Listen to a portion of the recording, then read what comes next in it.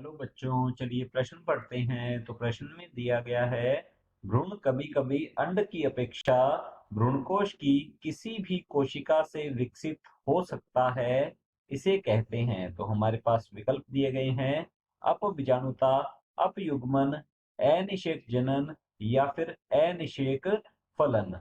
तो इस प्रश्न की मुख्य अवधारणा के बारे में हम जान लेते हैं। तो यहाँ लिखेंगे मुख्य अवधारणा।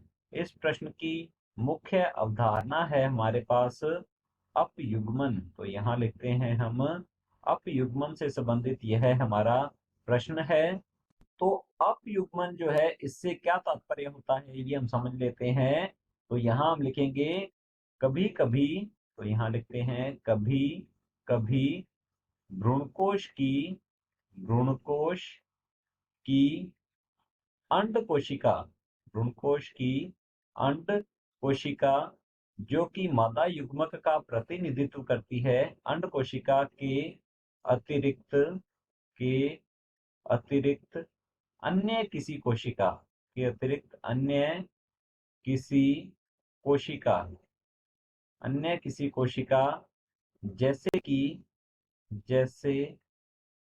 कि प्रतिव्यासांत प्रतिव्यासांत कोशिका कोशिका या सहायक कोशिका या सहायक कोशिका से बिना निषेचन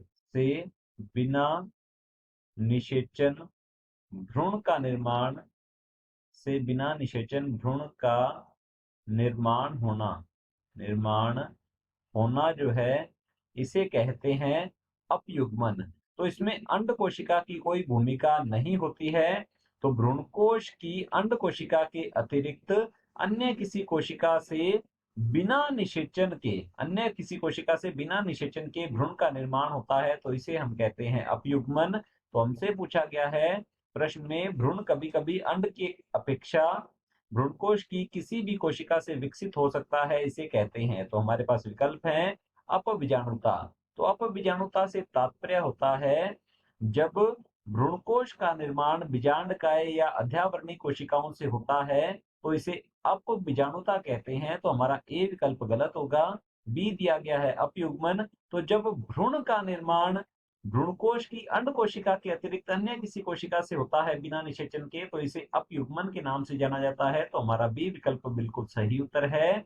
सी दिया गया है अनिषेक जनन। तो अनिषेक जनन से तात्पर्य होता है जब अंड कोशिका, तो यहाँ लिखते हैं जब अंड कोशिका बिना निषेचन के, तो यहाँ लिखेंगे बिना बिना निषेचन के अंड कोशिका जो है यह भ्रूण में परिवर्तित हो जाती है, तो इसे कहते हैं अनिषेक जनन। तो हमारा सी विकल्प भी गलत होता है। और डी दिया गया है अनिषेक फलन। तो जब अंडाशय बिना निषेचन के ही फल में परिवर्तित होता है, तो उसे अनिषेक फलन कहते हैं। तो हमारा डी विकल्प भी गलत होगा, विकल्प बी बिल्कुल सही उत्तर है। आशा करता हूं आपको समझ में आया होगा।